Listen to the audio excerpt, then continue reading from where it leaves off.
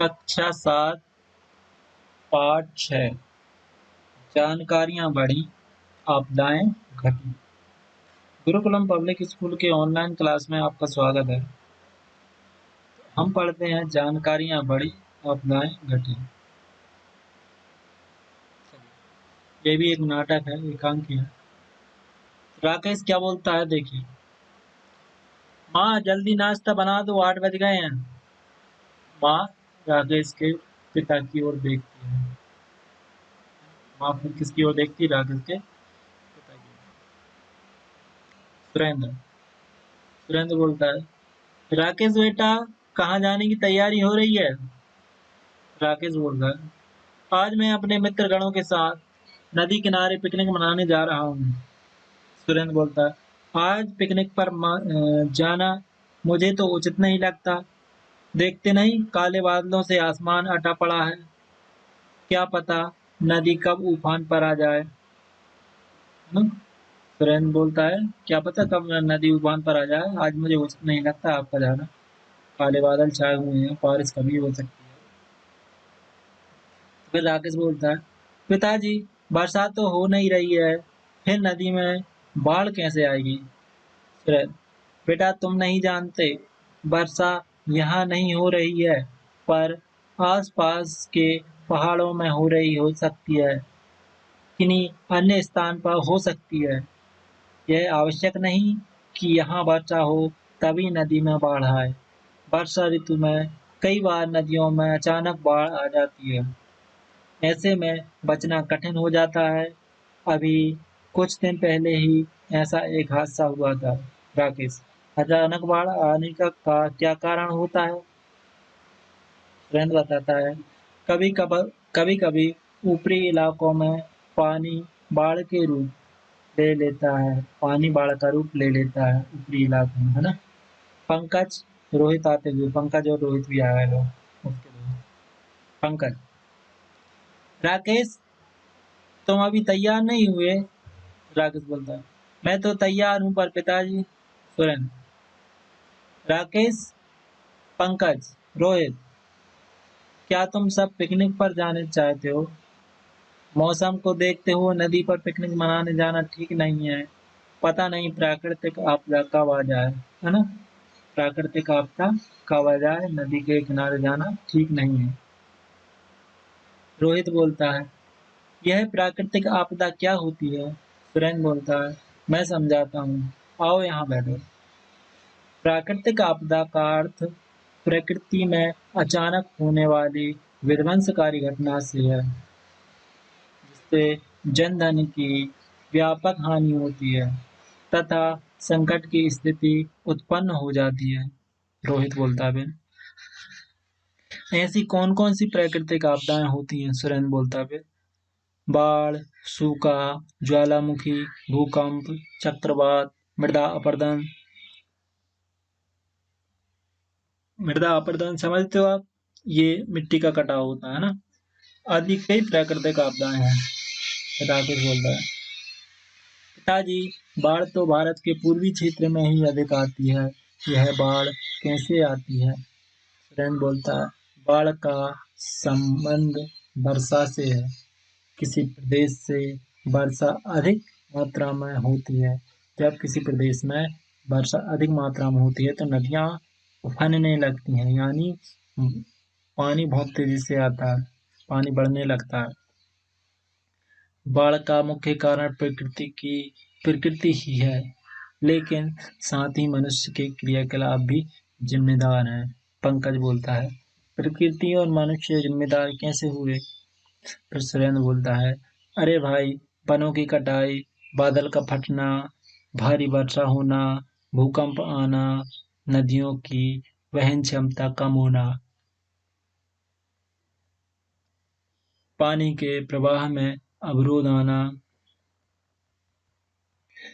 आदि सभी कारण प्रकृति और मनुष्य से ही जुड़े हैं। रोहित, पर पिताजी बाढ़ से होने वाले नुकसान को रोकने के लिए कुछ उपाय भी तो किए जाते होंगे। सुरेंद्र बोलता है, बाढ़ से होने वाले नुकसान को रोकने के लिए हम सब मिलकर प्रयास करते हैं। सरकार भी कई कार्य करती है, जैसे जल के भराव में कमी करने के लिए वन लगवाना। जल के बहाव को कम करने के लिए क्या करती है? कमी करने के लिए वन लगवाना, है ना, पेड़ पौधे लगवाना। जल प्रवाह मार्ग में नहरी तंत्र का विकास करना, है ना, नहरों का विकास करना। नदियों के किनारों पर तटबंधों तथा बांधों का निर्माण करना। बाढ़ की भविष्यवाणी करना, है ना, ये सरकार के काम होते हैं कि बाढ़ आने वाली है, उसकी भविष्यवाणी पहले कर दी जाती है। पंकज, अरे वाह, आज तो हमें नई नई जानकारियां मिल रही हैं। सुरेंद्र बोलता है, प्रकृति की लीला ही अनोखी है, कभी सूखा पड़ता है तो कभी चक्रवात आ जाता है। इन आपदाओं से जन धन की बहुत हानि होती है। सुरेंद्र, यह चक्रवात क्या होता है, इसके बारे में भी बताइए ना। फिर सुरेंद्र बोलता है, चक्रवात वायुमंडलीय दबाव में आकस्मिक परिवर्तन के कारण होता है। इसका संबंध जलवायु से है। समुद्र में प्रलयंकारी तूफान उठता है। प्राकृतिक संतुलन को विकृत करने में इसकी महत्वपूर्ण भूमिका होती है। इसके प्रभाव से वनस्पति, जीव जंतु और मनुष्य को भारी क्षति उठानी पड़ती है। ये आपदा हमारे देश में बंगाल की खाड़ी के तटीय क्षेत्रों में अधिक होती है, जैसे पश्चिम बंगाल, उड़ीसा, आंध्र प्रदेश, तमिलनाडु आदि। फिर रानी आ जाती है यहाँ पे। तो इस हानिकारक चक्रवात के रोकने के लिए क्या उपाय किए जाते हैं? फिर सुरेंद्र बताता है, हाँ, उपाय जानना तो बहुत आवश्यक है। मौसम विभाग को इसकी जानकारी पहले से ही हो जाती है। वायरलेस रेडियो और टीवी से भी चेतावनी प्रसारित कर दी जाती है। चक्रवात के हुए नुकसान का जायजा लेकर पुनर्वास की व्यवस्था की जाती है। फिर प्रिया बोलती है, इन आपदाओं की जानकारी मात्र से ही भय लगता है। रोहित बोलता है, अच्छा चाचा, यह बताइए कि चक्रवात किस मौसम में आते हैं? फिर सुरेंद्र बोलता है, प्रायः चक्रवात गर्मी के मौसम में अधिक आते हैं। प्रिया बोलती है, फिर इसका मतलब बाढ़ वर्षा के भीगे मौसम में और चक्रवात सूखे के मौसम में। फिर रोहित बोलता है बीच में ही काट कर बात को, सूखे से ये मुझे याद आया कि सूखा भी तो एक प्राकृतिक आपदा है, इसके बारे में भी बताइए ना। फिर सुरेंद्र बोलता है, किसी भी भूभाग में जब वर्षा की संभावनाएं न हो और वर्षा न हुई हो तो वहाँ सूखा पड़ता है। फिर पंकज बोलता है, यह सूखा क्यों पड़ता है? बोलता है, इसके कई कारण हैं। प्रत्यक्ष रूप से भौगोलिक क्षेत्र की जलवायु की दशाओं से इसका संबंध है, लेकिन कुछ सीमा तक हम मनुष्य ही इसके लिए जिम्मेदार हैं।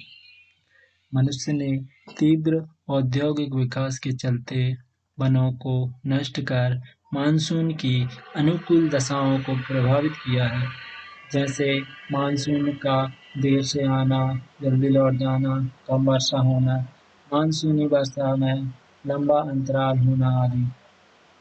भूजल का अंधाधुंध प्रयोग भी सूखे का कारण है। राधिका, आप सच कह रही हैं। अब पहले जैसे वन कहाँ है, कटते ही जा रहे हैं। सूखा पड़ने से भी सभी दुखी होते हैं। सूखे से सुरेंद्र बोलता है, सूखे से संपूर्ण जीव मंडल प्रभावित होता है, क्योंकि पादप एवं जीव जगत दोनों ही जल पर निर्भर रहते हैं। इससे अनेक जीव जंतुओं की प्रजातियां नष्ट हो जाती हैं। जल स्तर में कमी आने से कृषि पर प्रतिकूल प्रभाव पड़ता है। चारे की कमी से पशुधन की हानि होती है।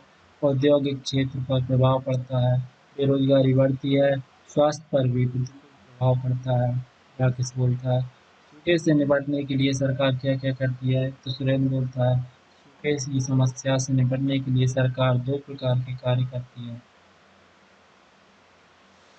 पहला तो सूखे के कारणों का पता लगाना और दूसरा सूखाग्रस्त क्षेत्रों में राहत कार्य करवाना। सूखे से राहत पहुंचाने के लिए सूखाग्रस्त क्षेत्रों में दौरा कर कई कार्यक्रम आयोजित किए जाते हैं, जैसे रोजगार प्रदान करने के लिए सामुदायिक विकास कार्यक्रम, अकाल राहत कार्यक्रम, मरु विकास कार्यक्रम, जवाहर रोजगार योजना, स्वर्ण जयंती ग्राम स्वरोजगार योजना, काम के बदले अनाज कार्यक्रम आदि। रोहित बोलता है, यह राहत कहाँ से मिलती है? सुरेंद्र बोलता है, केंद्र एवं राज्य सरकारों द्वारा। फिर राकेश बोलता है कि यह राहत किस किस रूप में पहुँचाई जाती है? सुरेंद्र बोलता है कि खाद्यान्न व रोजगार के रूप में यह राहत पहुँचाई जाती है। फिर पंकज बोलता है कि आज हमें बहुत सी नई जानकारियाँ मिली हैं। सच में लोग प्राकृतिक आपदाओं के कारण उनसे बचने के उपायों को जान लें तो आपदा प्रबंधन व्यवस्था का लाभ उठा सकते हैं। सुरेंद्र, बातों बातों में बहुत समय हो गया। हाँ, तुम लोग पिकनिक मनाने कहाँ जा रहे हो? फिर पंकज बोलता है, अब इतना जान लेने के बाद आज हम नदी किनारे ना जाकर कहीं बाग बगीचे में जाकर पिकनिक का आनंद लेंगे। राकेश बोलता है, चलो चलें। सभी मित्रों का प्रस्थान होता है। फिर यहाँ से सभी पिकनिक मनाने चले गए हैं। अब लौटेंगे तो फिर पढ़ेंगे हम बाद में। चलिए ठीक है। शब्दार्थ देखते हैं। प्राकृतिक यानी प्रकृति से संबंधित, आपदा यानी विपत्ति मुसीबत, विनाशकारी यानी विनाशकारी, चक्रवात यानी बवंडर, एक से चक्कर खाती हुई हवा जो ऊपर से उठती है, मृदा यानी मिट्टी, लीला यानी खेल, प्रलयंकारी यानी विनाशकारी, प्रलयंकारी बोल दो या विनाशकारी बात एक ही है। विकृत यानी बिगड़ा हुआ, क्षति यानी हानि, पुनर्वास होता है दोबारा बसाना, मृदा यानी मृदा अपरदन यानी मिट्टी का कटाव, ज्वालामुखी या धरती से गर्म लावा निकलना, अंदर ही अंदर लावा निकलना है। अनुभव विस्तार। अब देखते हैं हम अनुभव विस्तार। सबसे पहले देखते हैं वस्तुनिष्ठ प्रश्नों में सही जोड़ी बनाइए। तो पहला रहेगा आपका ज्वालामुखी का आएगा क्या? ज्वालामुखी क्या होती है? धरती से गर्म लावा निकलना। ज्वालामुखी धरती से गर्म लावा निकलना। भूकंप क्या होता है? भूमि का कंपन। भूमि का कंपन क्या कहलाता है? भूकंप। हाँ, बाढ़ किसे कहते हैं? अनियंत्रित जल प्रवाह को बाढ़ कहते हैं। अनियंत्रित जल प्रवाह को बाढ़ कहते हैं। चक्रवात क्या कहते हैं? तेज हवादार घुमावों को घुमावदार हवाओं को चक्रवात कहते हैं। दिए गए शब्दों में से उपर्युक्त शब्द चुनकर इस स्थानों की पूर्ति कीजिए। तो बाढ़ भारत के खालिस्तान क्षेत्र में अधिक आती है। किस क्षेत्र में अधिक आती है? इसका उत्तर रहेगा पूर्वी क्षेत्र में। पूर्वी क्षेत्र में सबसे अधिक आती है बाढ़। बाढ़ का संबंध खालिस्तान से है। किससे? वर्षा से या गर्मी से? वर्षा से। किससे? वर्षा से।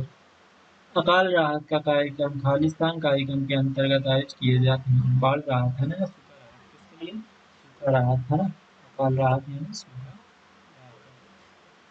चक्रवात का संबंध खालिस्तान से होता है। किससे? जलवायु से होता है या प्रवाह से? किससे होता है? जलवायु से होता है। अब देखते हैं प्रश्न क्रमांक 2। निम्नलिखित प्रश्नों को उत्तर एक एक वाक्य में दीजिए। राकेश कहाँ जाने की तैयारी कर रहे थे? तो आपको बताइए, राकेश नदी के किनारे पिकनिक पर जाने की तैयारी कर रहे थे। फिर देखिए, अचानक बाढ़ क्यों आ जाती है? समझ लीजिए, अचानक बाढ़ क्यों आ जाती है। वर्षा ऋतु में कई बार नदियों में अचानक बाढ़ आ जाती है ना। अचानक बाढ़ आ जाती है। अचानक बाढ़ क्यों आ जाती है? क्योंकि वर्षा ऋतु में कई बार नदियों में अचानक बाढ़ आ जाती है, अधिक वर्षा होने के कारण, है ना। 5 प्राकृतिक आपदाओं के नाम लिखिए। तो पहली हो जाएगी आपकी सूखा, बाढ़, ज्वालामुखी, भूकंप, चक्रवात। 5 प्राकृतिक आपदाएं हैं। ठीक है। अब सूखाग्रस्त क्षेत्रों में राहत किस किस रूप में पहुंचाई जाती है? तो सूखाग्रस्त क्षेत्रों में राहत खाद्यान्न और रोजगार के रूप में पहुंचाई जाती है। बाढ़ के लिए कौन जिम्मेदार है? तो बाढ़ के लिए प्रकृति और मनुष्य के क्रियाकलाप जिम्मेदार हैं। बाढ़ के लिए प्रकृति और मनुष्य के क्रियाकलाप जिम्मेदार हैं। लघु उत्तरीय प्रश्न। निम्नलिखित प्रश्नों के उत्तर 3 से 5 वाक्यों में दीजिए। प्राकृतिक आपदा से क्या अभिप्राय है? तो प्राकृतिक आपदा का अर्थ प्रकृति में अचानक होने वाली विनाशकारी घटना से है, जिससे जन धन की व्यापक हानि होती है तथा संकट की स्थिति उत्पन्न हो जाती है। दूसरा है सूखा पड़ने के कोई 3 कारण लिखिए। तो सूखा पड़ने के 3 कारण हैं। प्रत्यक्ष रूप से भौगोलिक क्षेत्र की जलवायु की दशाओं से इसका संबंध है ना? और मनुष्य ने तेज औद्योगिक विकास के चलते वनों को नष्ट कर मानसून की अनुकूल दशाओं को प्रभावित किया है। और तीसरा है भूजल का अंधाधुंध प्रयोग भी सूखे का कारण है। बाढ़ नियंत्रण के लिए सरकार क्या व्यवस्था करती है? इसका उत्तर होगा कि सरकार बाढ़ नियंत्रण के लिए कई उपाय करती है, जैसे जल के बहाव में कमी करने के लिए वन लगवाना, जल प्रवाह मार्ग में नहरी तंत्र का विकास करना और नदियों के किनारे पर तटबंधों तथा बांधों का निर्माण करवाना, बाढ़ का पूर्वानुमान करना आदि बाढ़ से निपटने के व्यवस्था है। अब हम पढ़ेंगे सूखे से निपटने में सरकार क्या-क्या प्रबंधन करती है। सूखे से निपटने के लिए सूखे की समस्या से निपटने के लिए सरकार 2 प्रकार के कार्य करती है। पहला तो सूखे के कारणों का पता लगाना और दूसरा सूखाग्रस्त क्षेत्रों में राहत कार्य करवाना। सूखे से राहत पहुंचाने के लिए सूखाग्रस्त क्षेत्रों में दौराकार कई कार्यक्रम आयोजित किए जाते हैं, जैसे रोजगार प्रदान करने के लिए सामूहिक विकास कार्यक्रम, अकाल राहत कार्यक्रम और मरु विकास कार्यक्रम, जवाहर रोजगार योजना, स्वर्ण जयंती ग्राम स्वरोजगार योजना, काम के बदले अनाज कार्यक्रम योजना।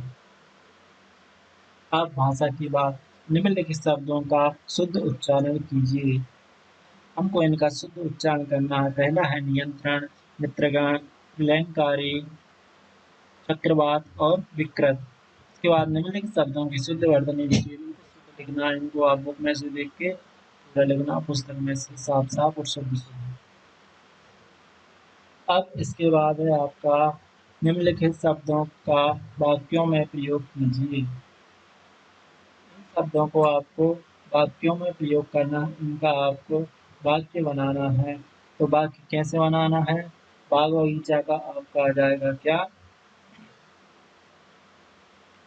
बाढ़ से अत्यधिक निजात पाने के लिए बाग बगीचे लगाना चाहिए, है ना? ये बात को देखो। और ज्वालामुखी कहा जाएगा, धरती की आंतरिक गर्मी ज्वालामुखी से लावा के रूप में बाहर निकलती है।